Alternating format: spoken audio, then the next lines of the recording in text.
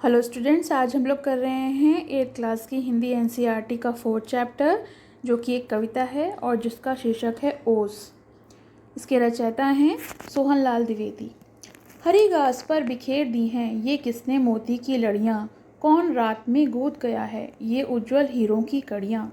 जुगनू से जगमग जगमग ये कौन चमकते हैं यूँ चमचम, नभके नन्हे तारों से ये कौन दमकते हैं यूँ दमदम। लुटा गया है कौन जौहरी अपने घर का भरा खजाना, पत्तों पर फूलों पर पग पग बिखेर हुए रत्न हैं नाना। बड़े सवेरे मना रहा है कौन खुशी में ये दिवाली, वन उपवन में जला दी है किसने दीपावली निराली। जी होता इन ओस कणों को अंजलि में भर घर ले आऊं, इनकी शोभा निरख निरख कर इस पर कविता एक बनाऊं। तो इस कविता में कवि कह रहे हैं कि जो छोटी छोटी मोती ऐसी लड़ियां हैं वो हरी घास पे बिखर गई हैं। जाड़े के मौसम में सुबह सुबह ओस की बूंदें ऐसी लगती हैं मानो किसी ने घास पर मोती की लड़ियां बिखेर दी हों, या ऐसा लगता है कि किसी ने चमकते हीरों की कड़ी बना दी हो। जुगनू से जगमग जगमग ये तो जुगनू होते हैं ना, जो रात में चमकते हैं। तो जब सूरज की किरणें पड़ती हैं उसकी बूंदों पर तो वो ऐसा लगता है कि असंख्य जुगनू जो हैं वो चमक रहे हैं और उनमें आसमान के तारों जैसी दमक होती है। लुट गया है कौन जौहरी, जौहरी वो होता है जो जेवर बनाता है। तो पत्तों पर फूलों पर और कदम कदम पर ना जाने कितने तरीके के छोटे छोटे ऐसे मोती ऐसे दाने होते हैं कि ऐसा लगता है कि जौहरी जो है वो अपने सारा खजाना जो है लुटा गया है। बड़े सवेरे मना रहा है कौन खुशी में ये दिवाली, वन उपवन जला दी है किसने दीपावली निराली। और ऐसा लगता है मानो कि सैकड़ों दिए जल रहे हों रास्ते में, ऐसा लगता है कि दिवाली मना रहा हो कोई।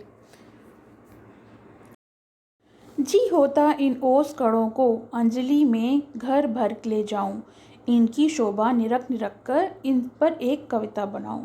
तो कवि का मन कर रहा है कि ये जो ओस के कण हैं उनको दोनों हथेलियों को जोड़कर जैसे अंजलि बनती है उसमें भर कर अपने घर ले जाऊं और अपने घर की शोभा बढ़ाऊं, उनकी सौंदर्यता बढ़ाऊं और इसको सामने रख कर इस पर एक कविता बनाऊं।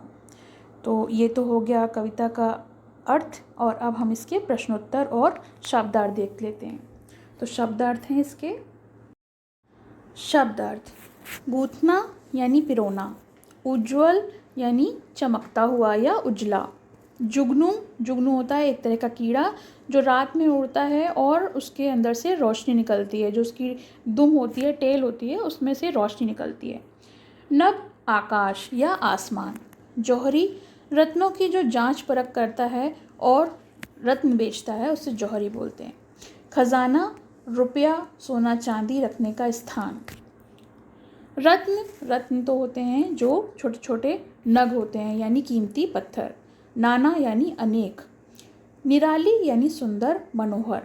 अंजलि, दोनों हथेलियों को मिलाने से बनने वाली मुद्रा, यानी दोनों हथेलियों को अगर हम जोड़ देते हैं तो हम उसे अंजलि कहते हैं। जी, जी का मतलब होता है मन। शोभा यानी सौंदर्य। निरख निरख कर मतलब देख देख कर। बहुमूल्य यानी कीमती और मूल्यवान। कविता से आगे। कविता में रत्न किसे कहा गया है और वे कहाँ कहाँ बिखरे हुए हैं। तो कविता में ओस की बूंदों को रत्न कहा गया है और ये जो रत्न हैं वो हरी घास पर बिखरे हुए हैं। प्रश्न 2, ओस कणों को देखकर कवि का मन क्या करना चाहता है। तो उत्तर है, ओस कणों को देखकर कवि उन्हें अपनी अंजलि में भरकर यानी अपनी दोनों हथेलियों में भरकर घर ले जाना चाहता है ताकि उसे निहारते हुए उन पर एक सुंदर सी कविता लिख सके। कविता से आगे। पता करो कि सुबह के समय खुले स्थानों पर ओस की बूंदें कैसे बन जाती हैं। तो उत्तर है, सुबह सुबह का जो वातावरण है उसमें तापमान कम रहता है और तापमान कम होने के कारण वायु में उपस्थित जो जल वाष्प यानी वेपर्स होते हैं वो एक साथ मिलकर ओस की बूंदों में बदल जाते हैं। क्या ओस, कोहरा और वर्षा इनमें कोई संबंध है?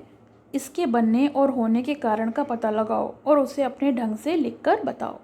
तो ओस, कोहरा और वर्षा इन तीनों का निर्माण जो है वो जल वाष्प के संघनन से होता है, इसी कारण ये बनते हैं। अगला है, सूरज निकलने के समय के बाद ओस कहाँ चली जाती है, और इसका उत्तर तुम और अपने मित्रों से ढूंढकर लिखो। तो मेरे हिसाब से इसका उत्तर है कि सूरज निकलने के साथ तापमान बढ़ जाता है, जिसके परिणाम स्वरूप ओस की बूंदें जो हैं वाष्पीकरण हो जाता है और ये भाप बनकर हवा में उड़ जाती हैं। तो ये तो कविता पूरी हो गई और प्रश्न उत्तर भी हो गए। आपको कैसे लगे कमेंट सेक्शन में मेंशन करिए, और पसंद आए तो लाइक का बटन ज़रूर दबाइए। पसंद आया हो तो लाइक करें, शेयर करें और चैनल को सब्सक्राइब करें।